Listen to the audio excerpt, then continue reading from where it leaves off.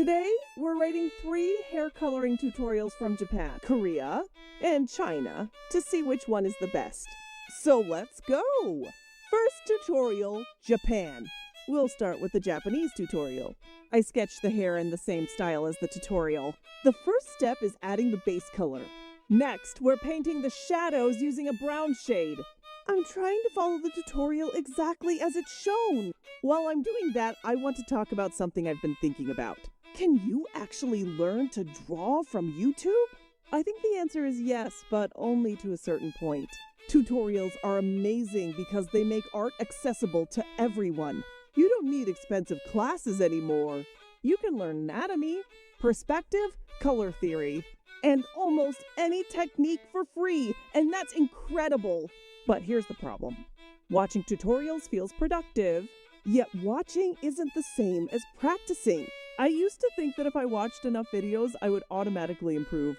Then I realized I was spending more time learning than actually drawing. At this point, I finished the shading. I used the exact same colors as the tutorial, drew the individual hair strands, and added some highlights on top.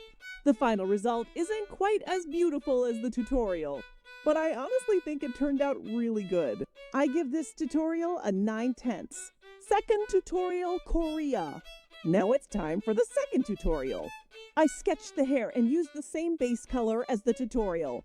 Then I started shading the hair strands underneath and added a darker brown on top. One thing about tutorials is that they usually show the best version of the process. The artist already knows exactly what they're doing, so everything looks smooth and effortless. When beginners try to follow along, they often wonder why their drawing doesn't look the same. The truth is that tutorials don't show the hundreds or even thousands of hours of practice behind those skills. So far, everything looks pretty good. But I feel like this tutorial skipped a few important steps. I also think people spend too much time looking for the perfect tutorial. We keep searching for one magical video that will instantly make us better. But improvement usually comes from drawing over and over again, making mistakes and learning from them. I didn't really understand why we kept changing the shadow colors, and then suddenly switched to a lighter color at the end.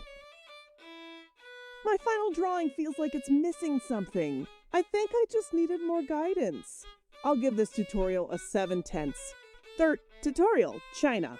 For the last tutorial, I chose this one because I've never drawn male hair before. I started with the base color and then moved on to the shading. At the same time, it's important not to compare yourself to the artist in the tutorial. They've probably been drawing for years, while you might only be starting out. Comparing your first attempts to someone else's experience isn't fair to yourself. Personally, I improved the most when I stopped trying to make every drawing perfect. Instead, I started treating every drawing as practice, and that made the whole process much more enjoyable. At this point, I tried to copy the tutorial as closely as possible, but you can already see the problem. If someone doesn't already know how to draw this kind of hair, this tutorial probably won't help very much. I'll keep going anyway and finish the drawing. If you're learning through YouTube, my advice is simple. Watch less and draw more. Use tutorials as guides, not shortcuts. Pause the video, experiment, make mistakes. And don't worry if your drawing looks different. Every artist learns at their own pace. The final result wasn't really my favorite. I give this tutorial a 5/10. Final review. I think the Japanese tutorial is the winner. For me, it gave enough information to successfully draw and color the hair. Of course, this ranking is only based on the 3 tutorials I tried today. If you enjoyed this video, don't forget to subscribe. And I'll see you in the next one.